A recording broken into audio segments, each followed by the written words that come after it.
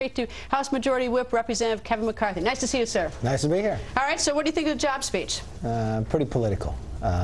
Seemed a lot like the stimulus plan that he had before with a little other stuff added in. Kind of vague, you know, no real specifics, and a lot of times he told us we had to pass the plan. He said that 17 times. We actually counted it, just as a curiosity. All right, is there anything in the plan that you like and that you could live with and you think is a good idea? Free trade agreements we've been talking about for quite some time. What's the holdup? The president. The president has to call him up. And once he does, it's been scored of 250,000 jobs that's been waiting this whole time. Why wouldn't he do that?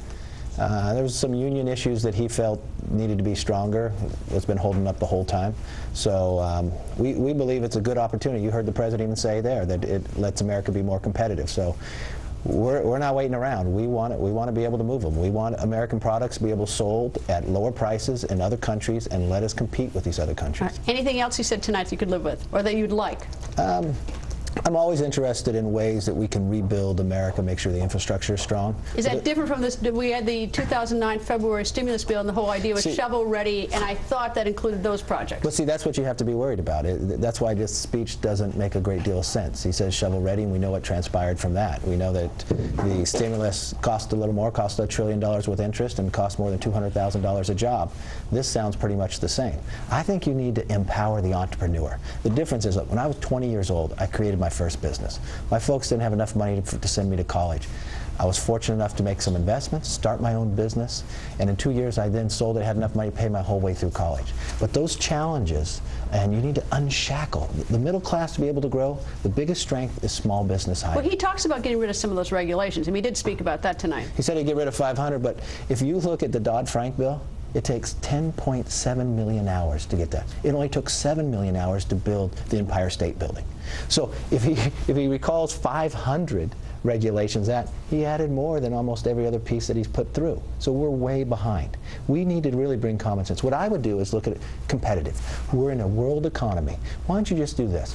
Take every country that competes with America and say at least America is going to get a level playing field. We're going to start on the same starting line.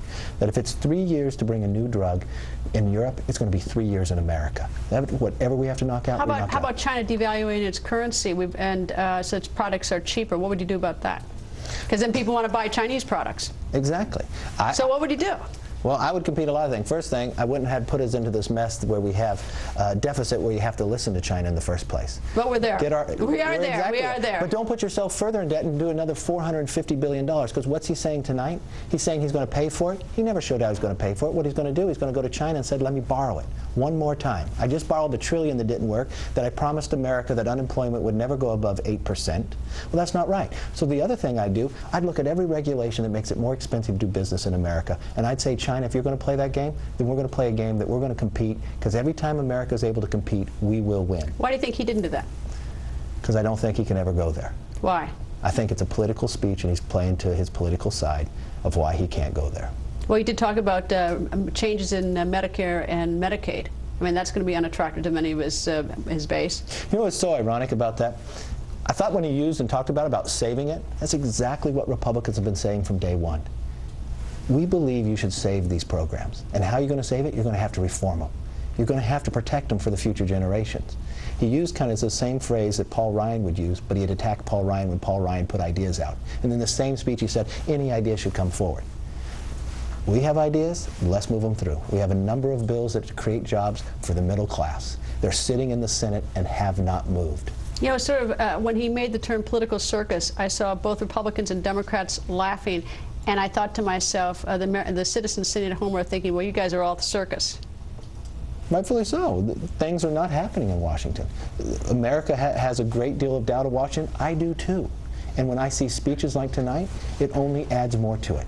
Look, remember what Winston Churchill said about America. You can always count on Americans to do what's right after they exhausted every other option. I've seen these options get exhausted too long with the stimulus, and tonight it's time that we put partisanship aside and let the policy decide it and actually have the debate and move this country forward. Congressman, thanks, sir. Thanks for having me. Now let's